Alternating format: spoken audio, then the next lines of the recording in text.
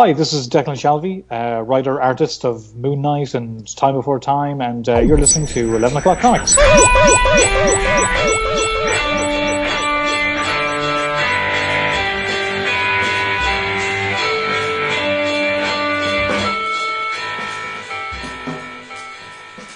New week, new comics, yo.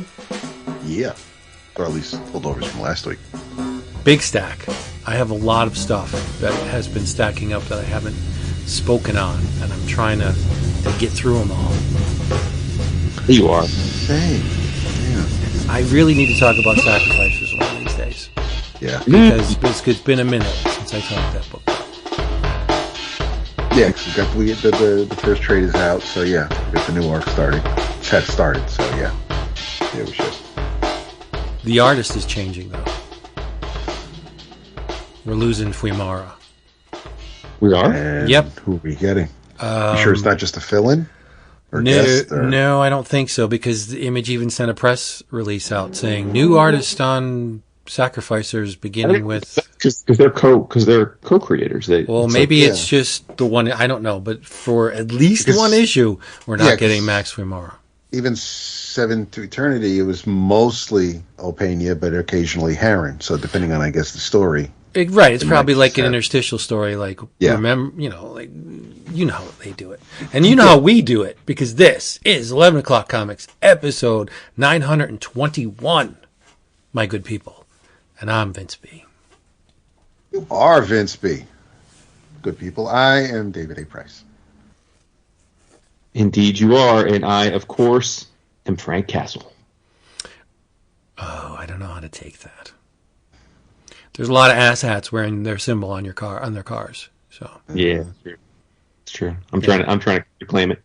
It's kind of like Christianity. They really don't know what it means, but no, they wear that symbol. Right. Yeah, it's so dumb, so dumb. And I love how out of the three of us, who is the least Frank Castle is Frank Castle tonight. Yeah, you're not Frank Castle, my good man.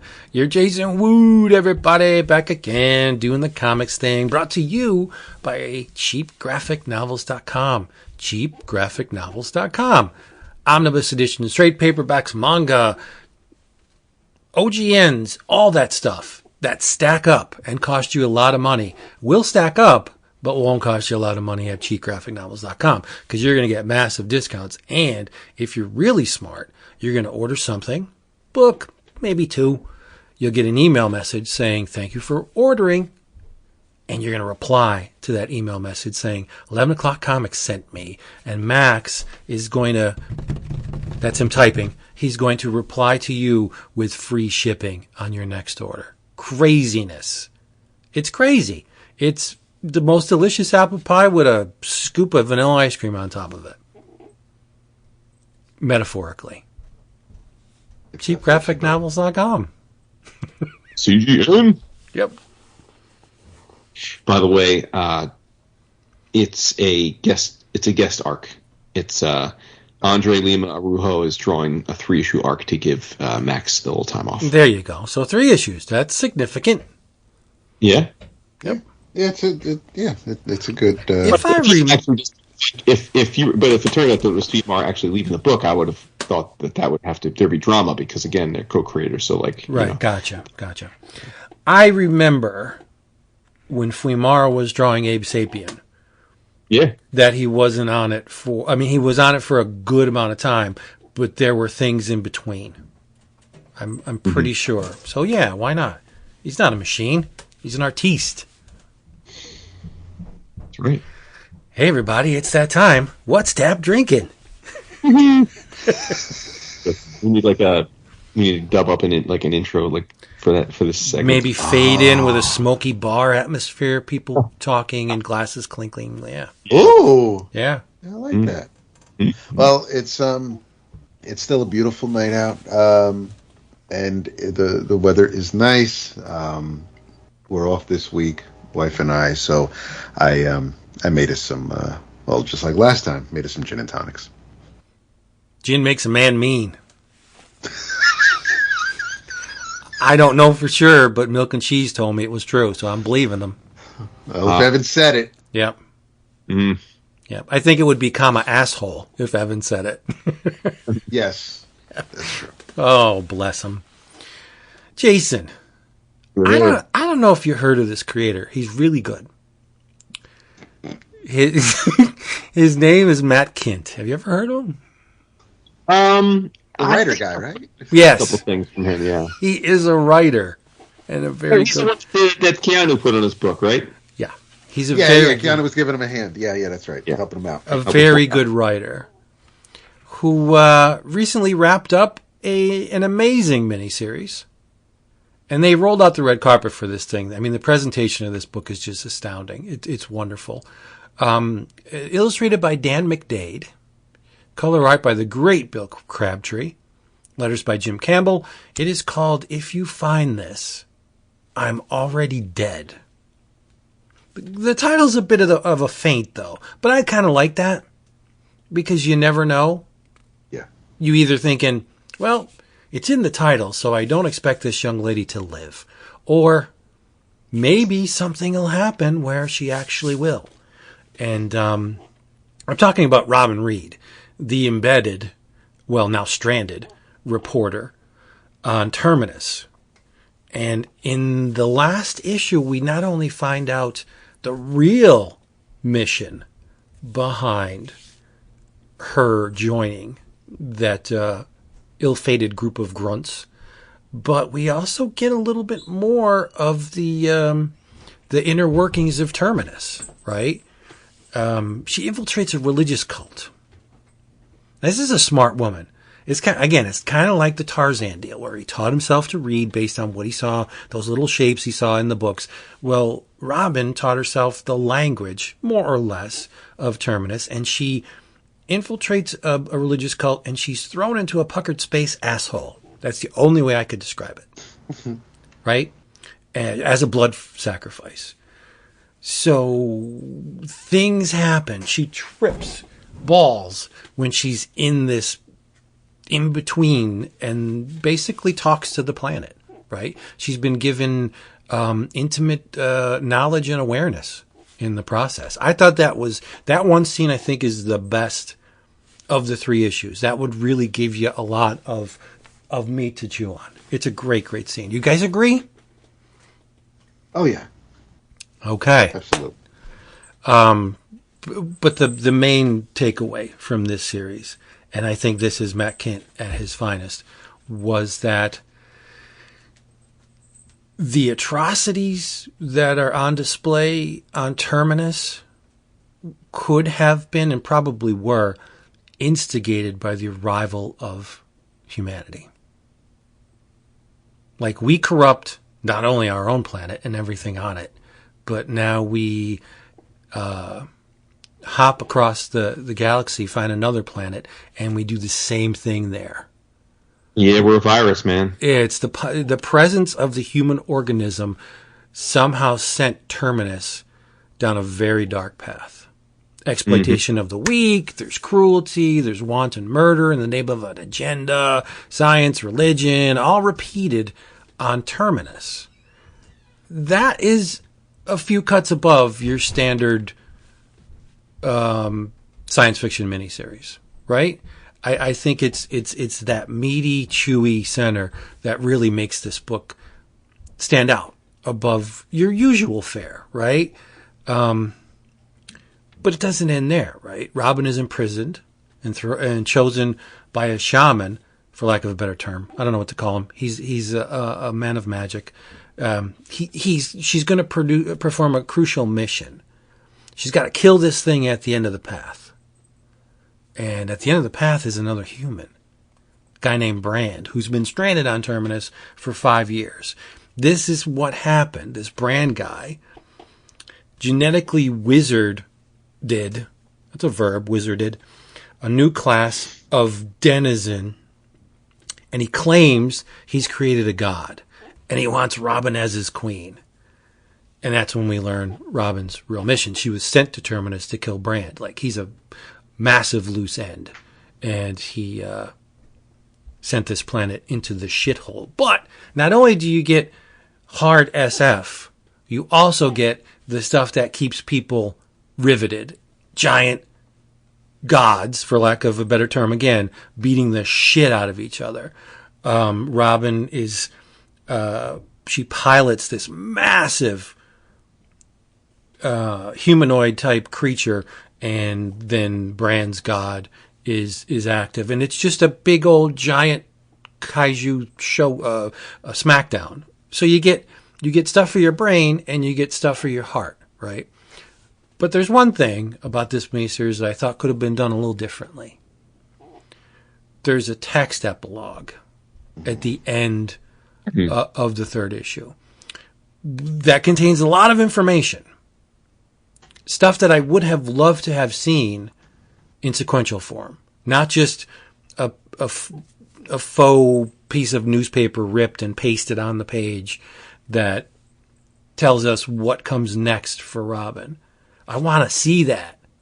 I thought it would have been a really good fourth issue in this. Mm-hmm. Yeah, I can't argue with you there. I mean, but I guess I wasn't disappointed in the ending. To your point, I wasn't like, oh, I don't feel like we got gypped, is what I'm saying. But no. Would I like to see more from this universe? Yeah, definitely, for sure. I mean, we've said it for 3 straight months. I mean, the art is just ridiculous. I mean, he's on one with this one, and so yeah. I mean, and I loved how much the scope gets bigger in the third issue. You know, and yes, to your point, we get some fan service with basically like 2 Jaegers fighting, or mini Celestials, but that shit's fun, right? Like, that's all part and parcel for it's a trope and a fun trope. So yeah, I thought this was a home run from the start to the finish. Yep, me too. To use a phrase that perks up some ears and sends others running for the door, this series is pure world building. Everything is fleshed out. The religion, the social structure of Terminus, the creatures that reside there, and then you get a human being thrown into the mix, and she's got to figure it out. And she does. She's incredibly versatile, incredibly resilient, and I think a really good character. Like, I want to see more of Robin Reed. Maybe, I hope this did well, because maybe Matt will send her back to Terminus. Right? Well, she's in hiding. She's on the run, so maybe she could be found. Right, but maybe, I mean, I wouldn't mind, even if it's not Terminus, if she's put somewhere else that she has to find her way out of. I basically, I'm just saying, I'd be down with Eddie's story that Matt wants to write with Robin. You're right. And I never once got the impression or the feeling that this was intentionally a, quote, strong female lead book.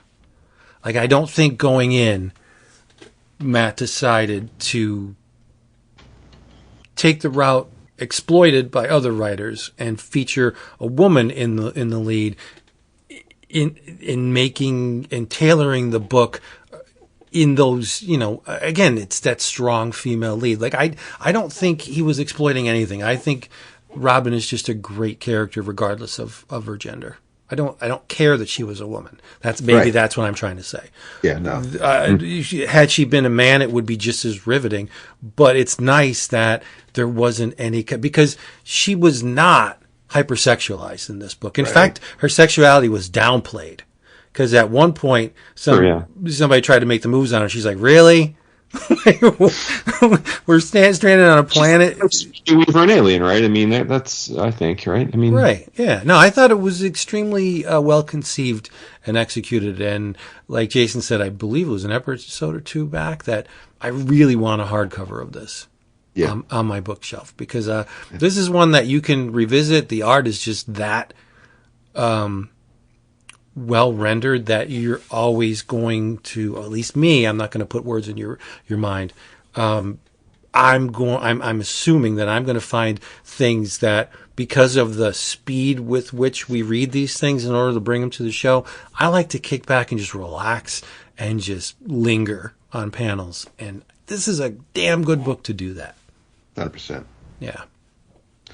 So I think, actually, I saw it in Max's May email, May pre-order and release email. And yes, pre-order. If you find this, I'm Already Dead hardcover, collecting the 3 issues, estimated arrival September 17th. He's got it on pre-order, $20.99. The cheapness. And the graphicness.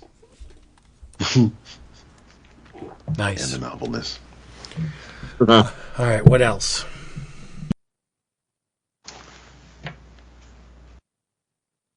Well, so there's a little theme between what I'm going to talk about now and my in-year travels this week, in that it's writers who I've not well-loved writers who I've not necessarily connected with in the past, but whose books I experienced this week, have at least for a time being won me over. And we're going to start off here talking about a little gem, and hold on, I grab it because it's hefty. Hold on one second. Called Black Phoenix by Rich Tommaso. Now, you guys certainly are well-known fans of Mr. Tommaso. Yes. You all talked about Spy Seal quite lovingly and the like. Dick Tracy, the conceptual continuity here. I have not necessarily connected with Rich's stuff to this point. So you're saying, well, why the hell did you buy a giant hardcover of his work? Well, because this is a massive hardcover called Black Phoenix, but it's a collection of 10 magazine issues of Black Phoenix that Rich was putting out through his Patreon. Shout out to fellow Patreoner. And this is, I'm a sucker for the shelf porn. And I remember reading something in the TCJ about Black Phoenix, and it made it seem like it was pretty interesting. So I thought, okay, let me give it a roll. And I'm really glad I did. It's definitely something where I know the two of you would just adore this if you haven't seen it. I mean, because it is basically Rich's homage to older comics, and he bifurcates it. There's parts of these collections that are like an homage to EC directly. There's romance comics. There's Archie comics. There's like the adventure comics of the early late 30s. So there's a direct homage to Tintin. So basically, he's paying homage to different parts of the very oldest U.S. comics world. And I think he does a really nice job with it. I really enjoyed his art in this more than I did in like Spy Seal, for example.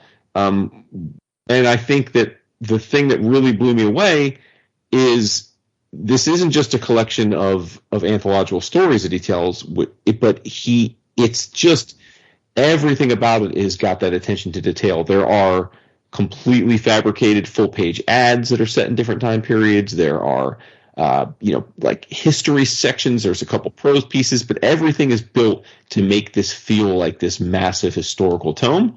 And I just think like that kind of attention to detail really is going to turn me on. And I didn't know that was Tommaso's bag, but certainly it must be, because he's been making these issues for a long time. In fact, I believe this is a collection of volume 1, issues 1 through 10. I believe he's currently just starting volume 3. So I think this continues to be an ongoing thing if you back him through his Patreon. But now Floating World has gotten the rights to make this stuff in print. So again, I assume if this sells well, we'll get volume 2 and probably 3. But really good stuff, and I think you two would absolutely love it. I don't know that either of you ordered this. I don't remember you saying you did, and I don't ever remember either of you mentioning reading any of the magazines. But I could be wrong. So have you checked this out? I have not. The name did sound familiar, and there were two trades, and there is an omnibus collecting 10 issues. But no, it is definitely something I'm going to have to keep an eye out for now. No, I love Tommaso stuff, but I haven't been doing the Kickstarter. So I was aware of this, and I let it pass. I figured I'll get it from Floating World or something, somewhere along the line. You can get it from Floating World. Mm-hmm. Yeah. But it looks great. I mean, it's in the vein. It's his style. It's not that far removed from Spy Seal, and yeah, it's great. The man's a wonderful talent. I like his work a lot. And maybe you all know this because you've read more of his stuff. He definitely has a bit of a freakiness and some craziness to his book. Like because the majority of these are like period, like detective or murder or romance. I mean, that's the vibe of most of these different stories that he has, and it's anthology. You'll read like chapter 1 in issue 1, and then it's treated like a magazine anthology. But he's got some crazy stuff, man. Like some pretty graphic violence, some sexual innuendo. Like I was pleased with the adult feeling of this. You know, because I think the other Tommaso stuff I've seen has felt a little more intentionally sophomoric or childish. So I like childish. Well, me too in the right setting. But I mean, there's like childish meaning, you know, brazen and like not a rule follower. But when I mean childish in this case, I mean like a children's book, you know, like that kind of thought. Gotcha. Yeah. Nice. That's great. Yeah. I was catching up on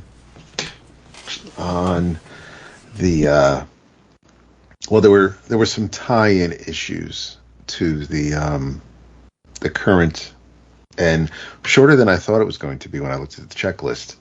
House of Brainiac. So there's the tie-in issues aside from the main 2 Superman books. It's tying into a couple of issues of Power Girl and the backup in the ongoing Green Lantern book. So I read Power Girl number 8, which takes us with Paige, Power Girl's day, on the day that Brainiac and the Zarnians attacked Metropolis, and so I'm not current on this series that's written by Leah Williams. The artist on this issue is Eduardo Bensica, inks by Julio Freire, Becca Carey on letters, and the so I don't know anything about this current version, if what kind of reboot or retcon they've applied to the character, but she has a roommate who's a psychic, and while apparent, just going by the first few pages of this, Paige is attracted to this dude Axel, and she texts him so they could have a date, and he looks like he's scaling the side of a building about to break into it. So I'm sure she doesn't know what he does in his spare time, but he's also abducted while he's scaling the side of a building by this pink ray. So he doesn't respond to her text after that, but she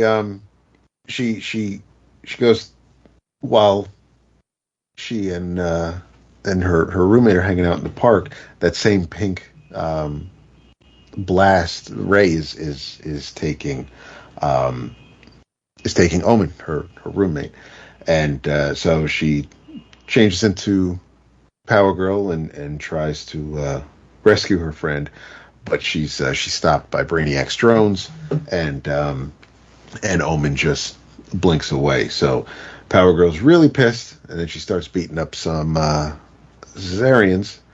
They all just kind of disappear, and now she's flying around Metropolis looking, basically surveying all the damage. Flies back home to her apartment, and Superman shows up, and he's just glad to see that someone, in air quotes, he's related to, didn't disappear, didn't get abducted like the rest of his family, but since she operates on a different frequency, being from Earth 2, Superman figures that the scanners didn't pick her up as someone that they needed to take. So she's basically going to patrol and keep Metropolis safe while Superman goes to deal with what he has to deal with. And she ends up finding, she heads over to A-Town and sees a Caesarian outside of a bar, superhero landing down onto the ground, and before she can throw a punch, this chain whips around her forearm and starts to enrobe the rest of her body and takes her down to the ground, and then she's face to face with Lobo's daughter, Crush. So not exactly the one you thought you were going to take out that was taking out everybody else. So while Crush has her tied up in a neat little bow, we see elsewhere in Metropolis that they're about 4 or 5 Caesarians pulling their way out of a dumpster because they stayed hidden during the melee, and they're just happy to be free and not have to deal with Brainiac or his orders. They find a weapon which it appears to bring inorganic matter to life. They blast this ray at a motorcycle, and it basically becomes this dragon-looking thing on wheels, on 2 wheels. So that's where this issue ends. So Power Girl will have to deal with this on top of Crush while that's happening. The backup for Green Lantern, however, was extremely interesting, and I've way behind on Green Lantern. I wasn't really feeling the first couple of issues of this current run, so I told myself I'd come back to it, check it out after the second arc, and I'm dragging my feet on that because here's the 10th issue, and flipping through the first few pages before I get to the tie-in stuff, there seems to be this resistant core because the United Planets are basically in control of the core. So there's a resistance core where it looks like it's Salic is kind of commanding things over here. Kyle Rayner is hanging out here. So is Joe from Far Sector, and I really want to see what the hell's going on with all these characters. So I'll be going back to check out the main story in this ongoing, but the backup, basically, it's Guy Gardner, and he wants to. He's after. There's a bounty on Lobo, and so Guy is going to cash in on that. And there's some wrestling going on, intergalactic wrestling in this backup tale. Lobo is caught by Guy, but unfortunately, the story is going to continue because there's a whole bunch of space dolphins after Guy because he has Lobo. And then the third tie-in was the House of Brainiac special, which is an anthology. It has a story with from Brainiac's point of view, where he's been to Zarnia in the past, which is why he has a bunch of Zarnians on standby, because he, just like he did with Kandor and all the other planets he's taken cities from, that's what he did here. And he was going to still raise the planet, just like he does with all the other planets he comes in contact with, but he is actually held at bay. And funnily enough,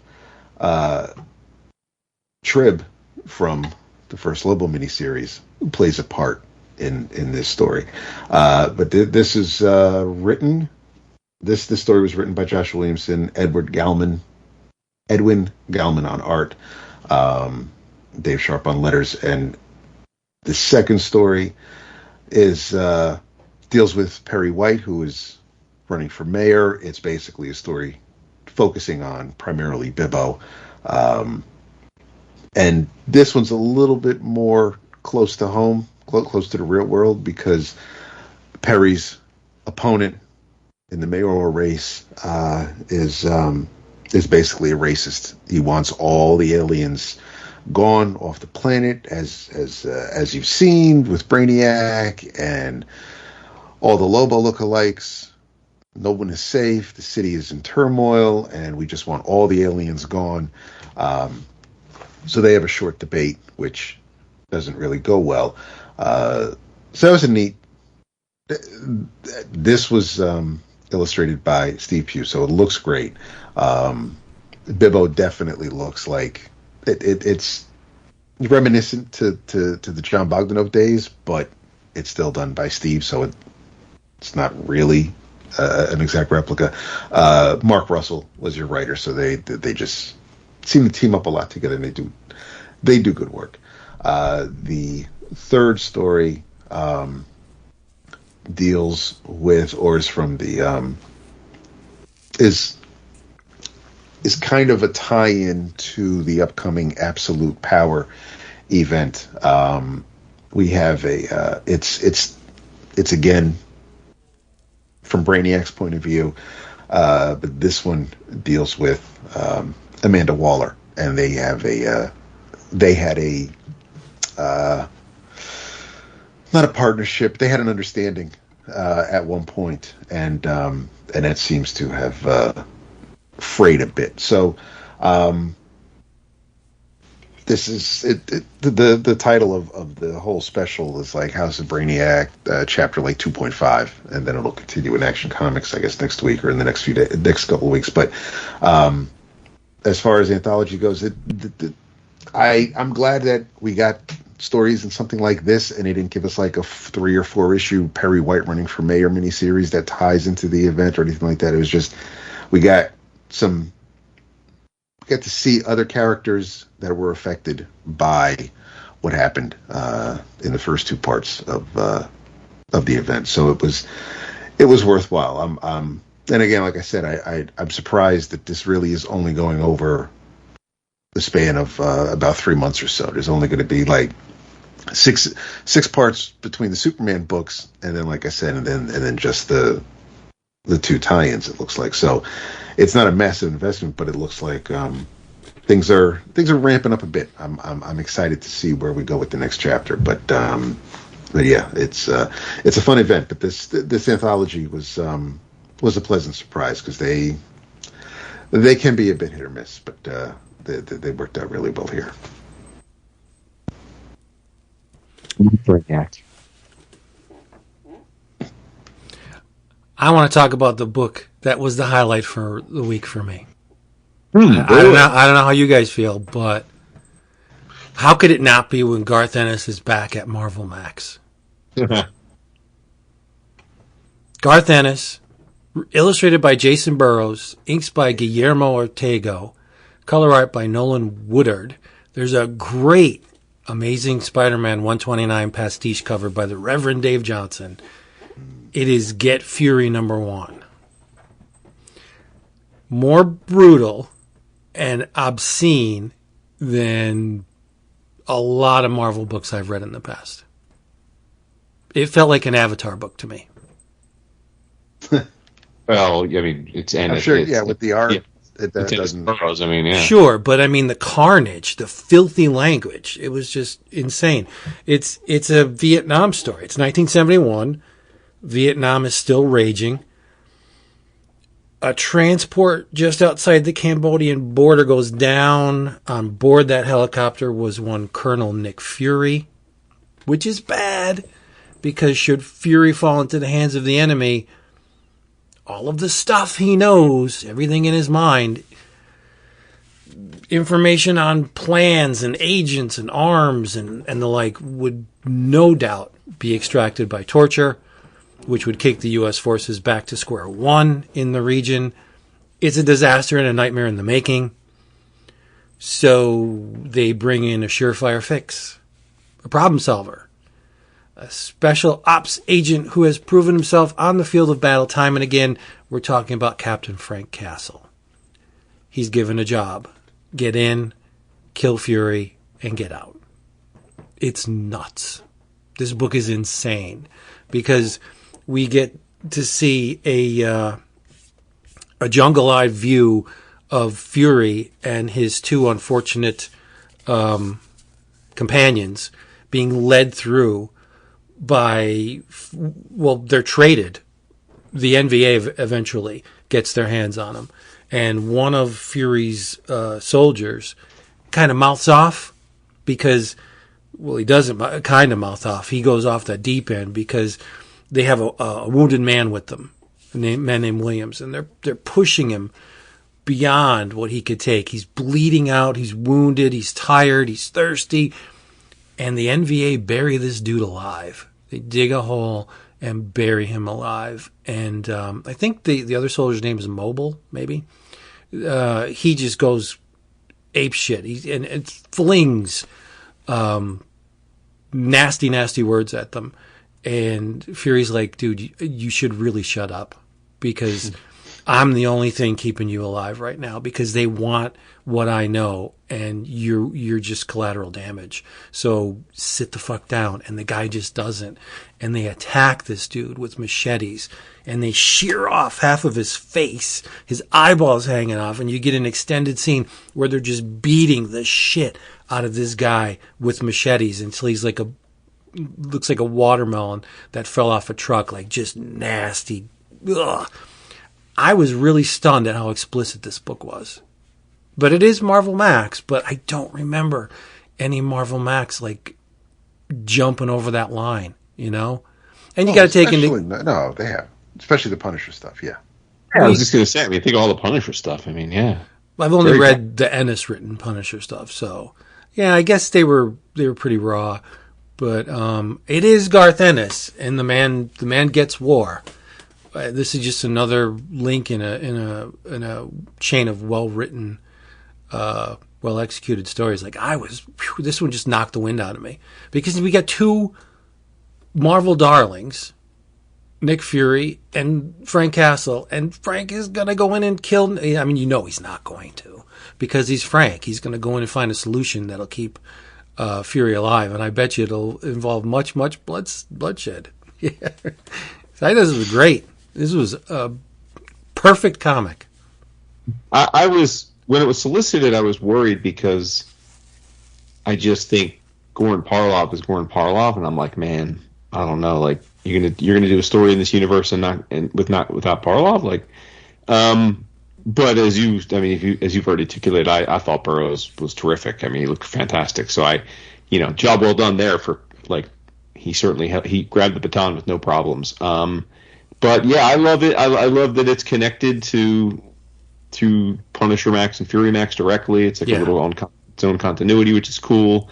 The narrator is Latrong Yap, who's an old man at this point, but he was a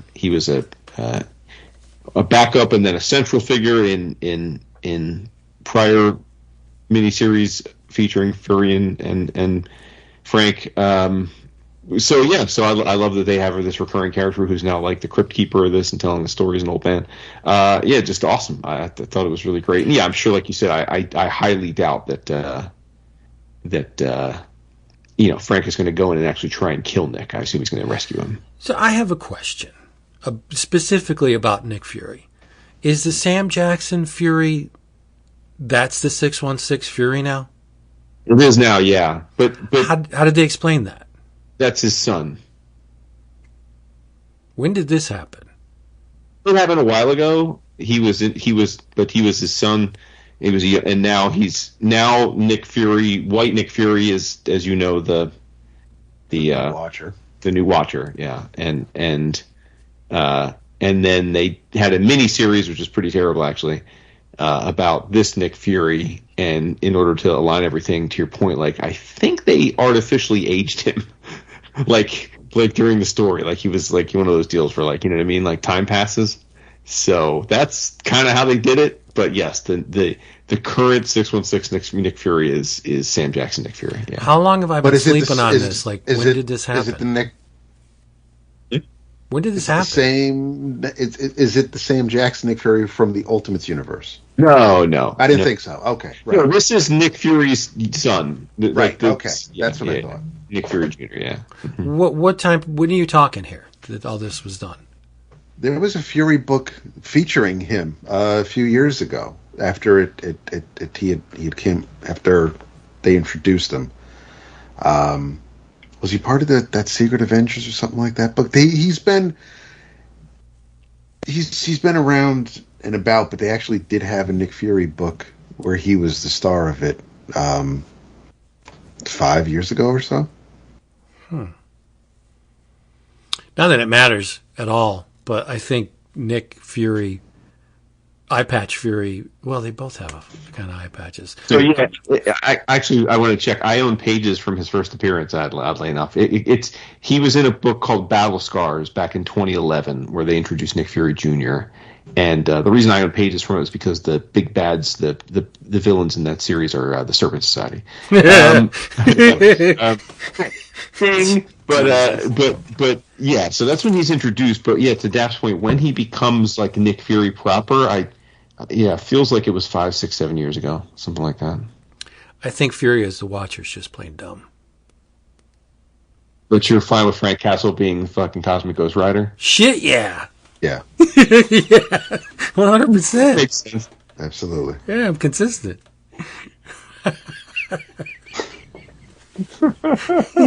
Yeah.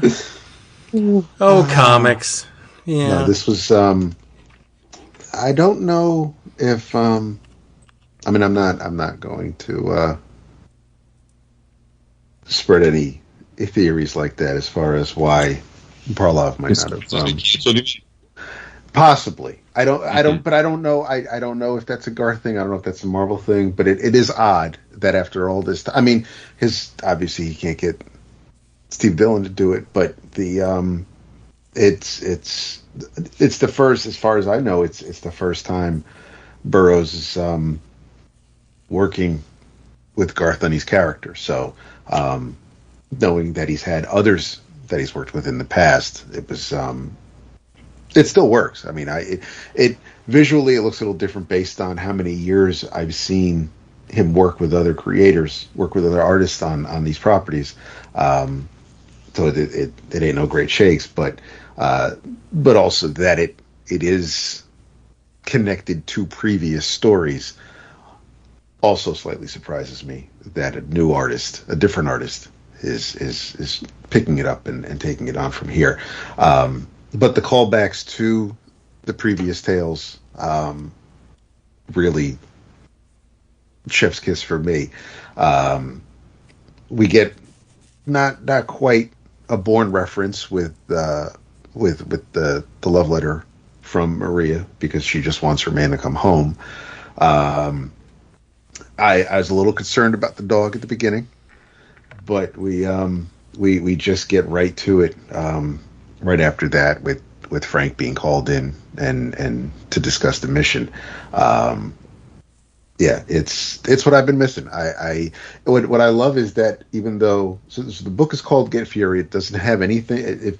If you didn't recognize Frank Castle on the cover, you might not even know it's supposed to be a team up book or a Punisher type story. It's called Get Fury. Fury's in the crosshairs on the cover, and that's pretty much it. But it is Nick Fury holding the rifle. It is written by Garth, so it's kind of a no-brainer. I have been missing Punisher, so this is slaking that thirst. I am glad that Garth still has it, and that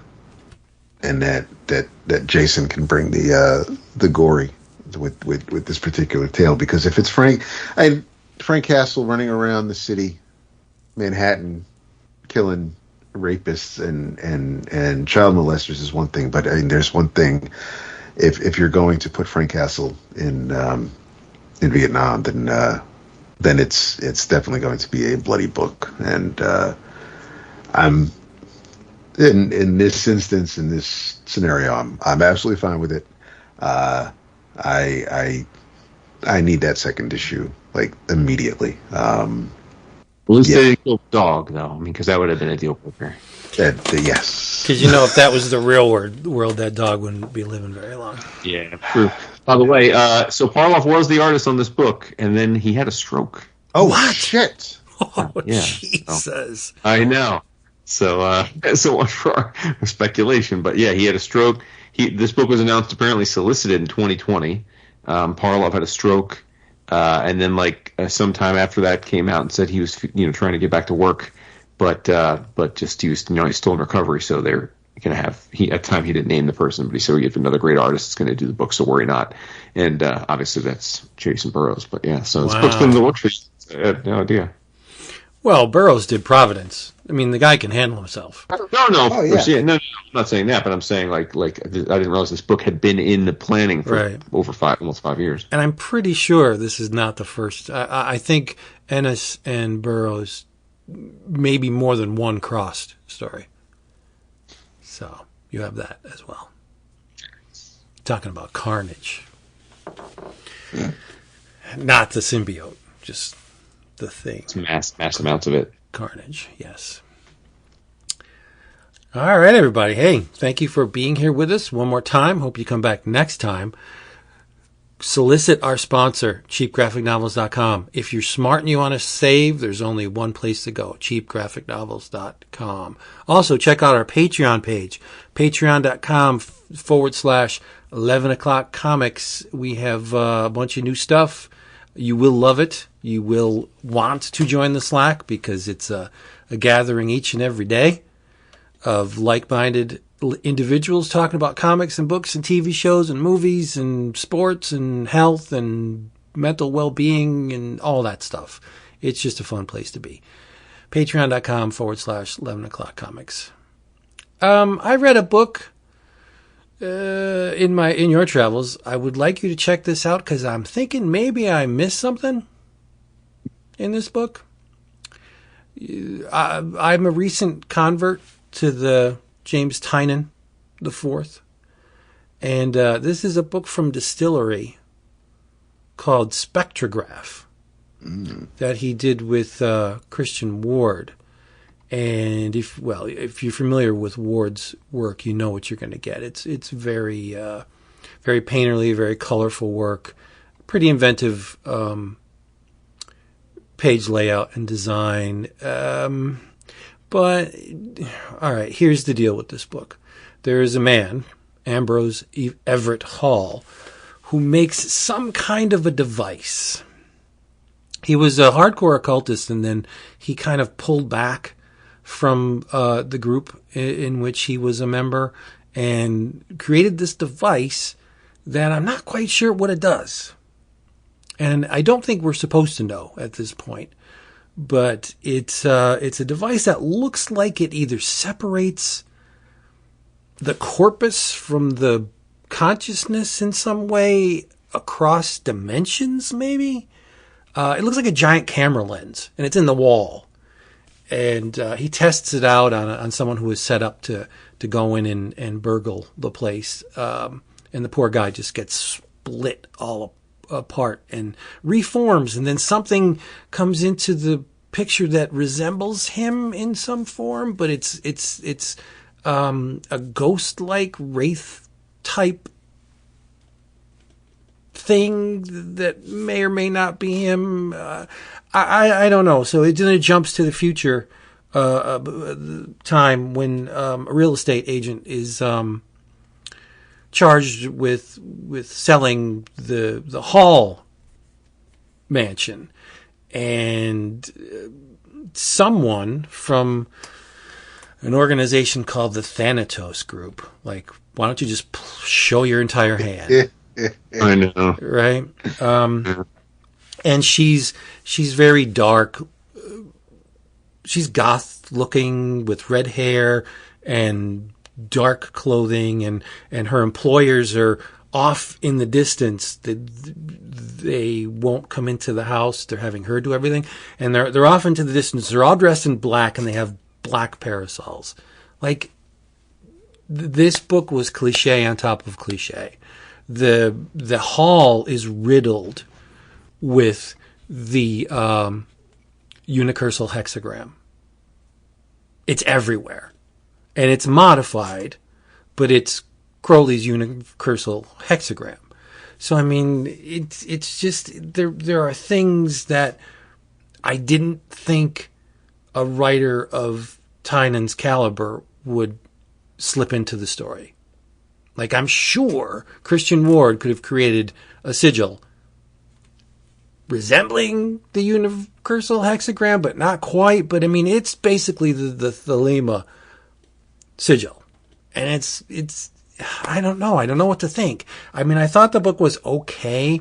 There's barely a likable character in the book. If that's your thing, if you got to go into a book having to have one character on which you can,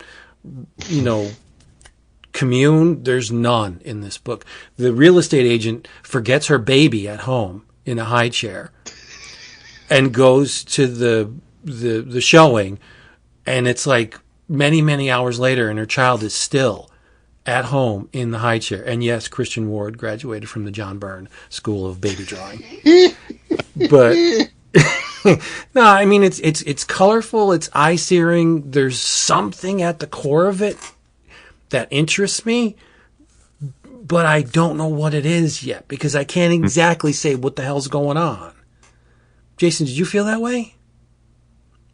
Yeah, I mean, a lot of what you're saying I'm nodding to, not that people can see me nodding on an audio cast, but yeah, I do enjoy Christian Ward's art, and I think he's probably a good choice for this type of story. Mm-hmm. And like, I do love the premise of this rich dude who's obsessed with the occult, and he comes to the conclusion one day, right, that there's no such thing as ghosts, and that pisses him off, and so then he spends the rest of his life trying to actually create ghosts because in the world. Well, I was trying to leave that out, but I know. I mean, I don't know that. Like, it's not. I mean, I think that. Okay, well, too late now. But too late. But I think to the question that'll be unanswered for me is, why do I care? Or what's the scariness of it? Like, I know it's terrible, obviously, for the people that are getting brought into this house and being turned into ghosts, but like, do they have some comeuppance? It doesn't feel. I mean, ghosts are not like, of all the horror tropes, like, ghosts have never done much for me one way or the other. And they don't look like ghosts, though. Right. They look like, I know I said wraith, which is just a variation of a ghost, but they look like blue-skinned zombies to me. Right. Like, I don't get the feeling that if it wanted to, it could pass through your body, or through a wall or something. It's an odd depiction of what I assumed was a ghost, or at least a variation of a ghost that this guy was creating. But what really is it? Like, if there's a wrinkle in this thing, that it's like a construct of just consciousness that has rules applied to it, if we get that, then I'd be okay with this. Because if you've done the paper trail and the homework, and you've laid out this world, but again, like, there's really no, like, the real estate agent gets bonked on the head by the Thanatos group agent, and then it's like nothing. Like, she wakes back up after being exposed to the machine, and she's like, "Oh, you hit me. Oh well." And they team up and they try and get out of the house. Like, if somebody whacked me on the head to the point where I was unconscious, I would wake up and beat the ever-living shit out of them if they were in the same room. Like, you just don't, "Oh, hi, it's you. You hit me. Let's be friends and get out of here." Like, it's just weird. There's off-kilter actions in this book that don't make a whole lot of sense to me. Like, I don't know. I agree. Yeah, it was interesting enough, and the art was great, that I'll check out the second issue, but I my toes aren't curled, that's for sure. Yeah, and there's a shit ton of covers. I think there's like 12 different covers for this book, probably more. It's insane. I mean, they're all really nice. But wow, I mean, if you were a completist, that's over $100. That's crazy. 100. It's wow. I mean, it's a good looking book. I think it's a little indecipherable at this point, just a little. The bones are there, but I don't know on what he's going to hang. So I don't know, but okay. It's there. Spectregraph number 1. I agree. Yeah. Okay. Okay. Yeah. All right. In your travels.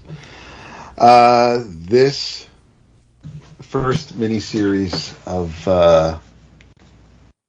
the Energon universe has wrapped up. I'm not going to give anything away in the 5th issue of Duke by Josh Williamson and Tom Riley and Jordi Belair.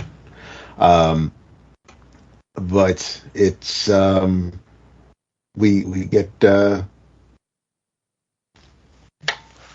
appearances, and we get death and a reveal. I was fine with it, but based on how the series started and the way the story was going, I kind of I was hoping for just a little bit more.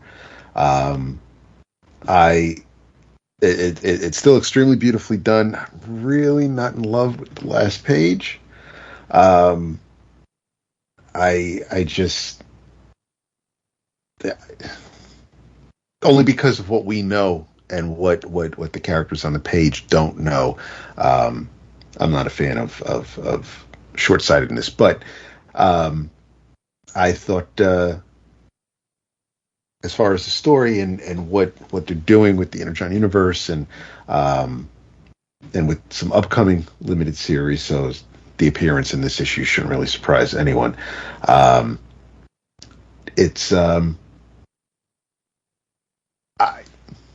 I enjoyed it.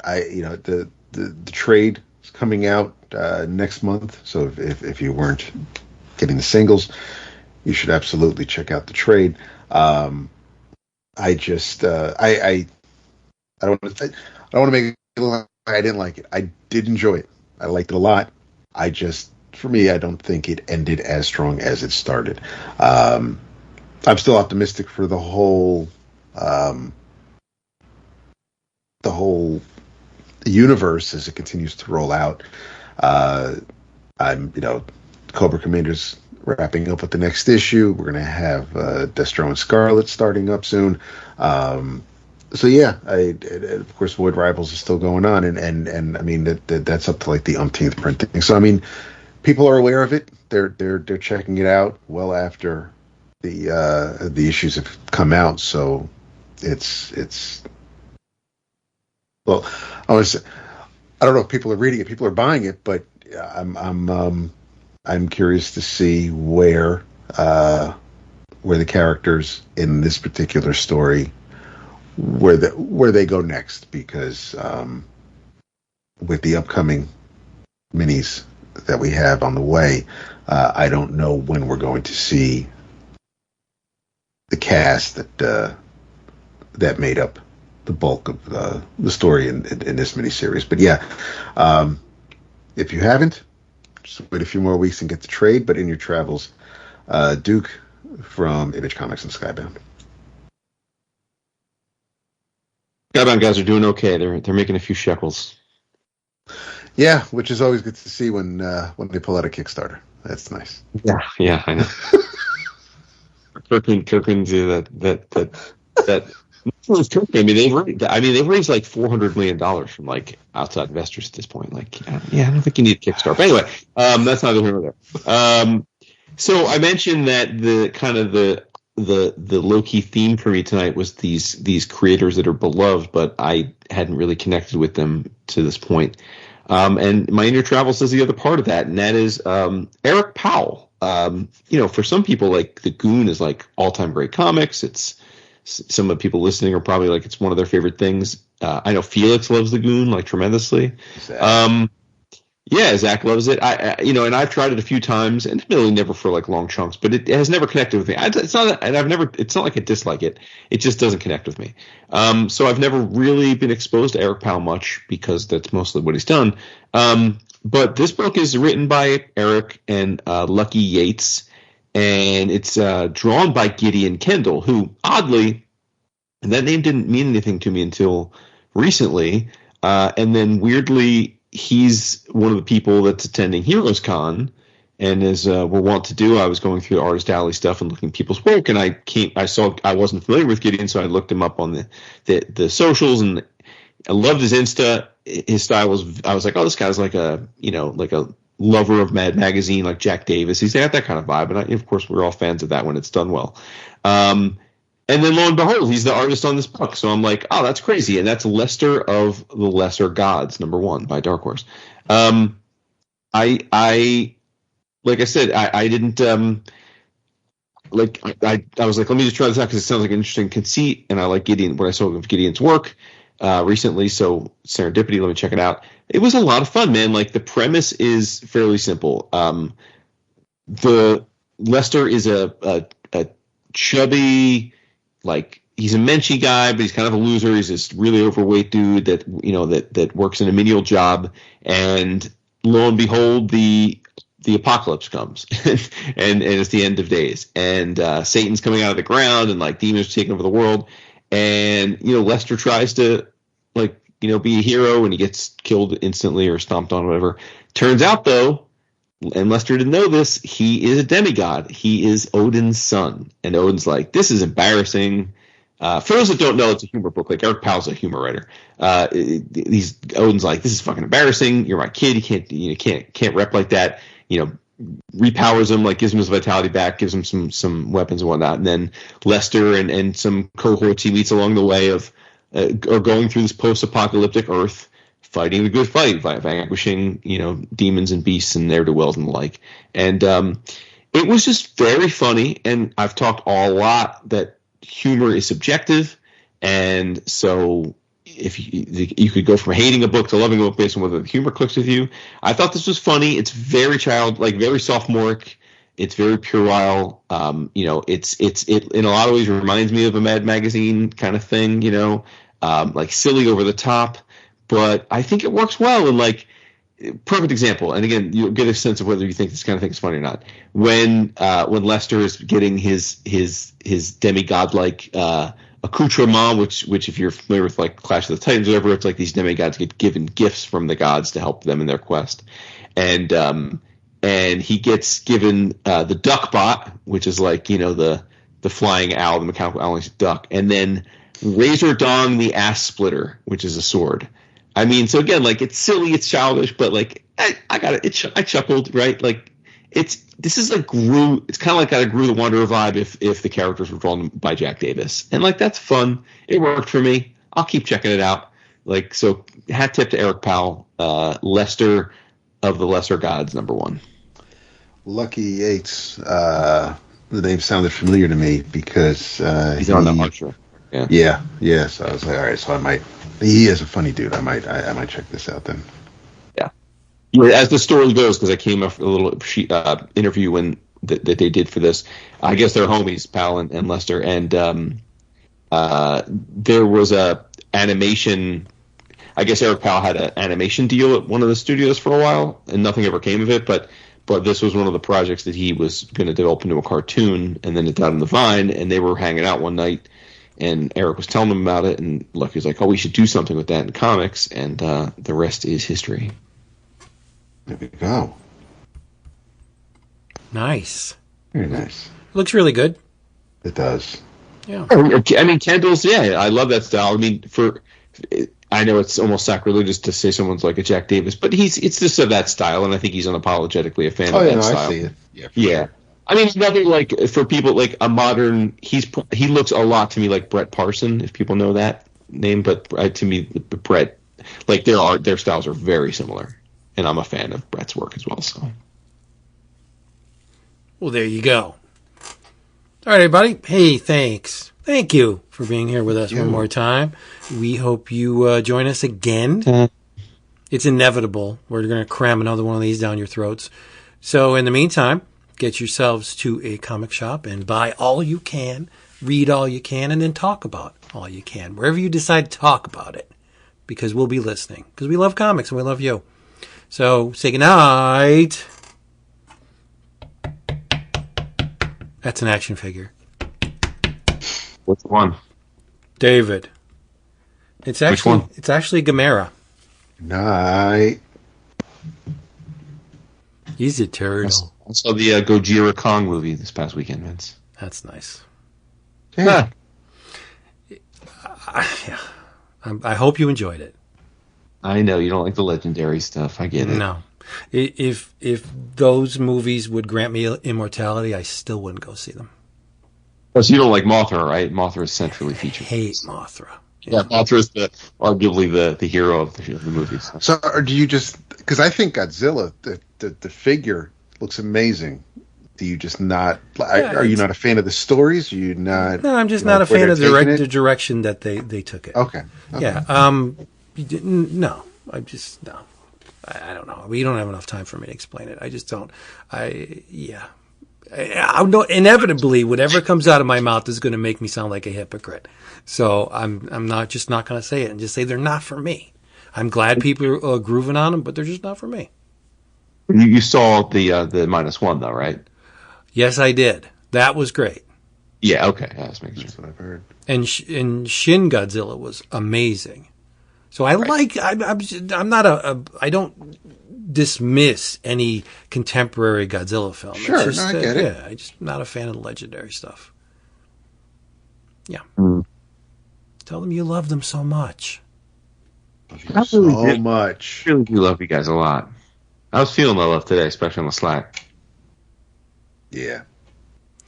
In between posting ridiculous, funny things about me on friggin' Instagram, which that was like just rude. Dude, that was so came across a guy that looks like you. That was giant mustache though, and because I would wear a cowboy hat. That's entirely. You will. Just give me some assless chaps while you're at it too. I'll be all set. They already are assless. Love it. Yeah. Do my best David Lee Roth impression without hair. Goodbye, people. That's it for that one.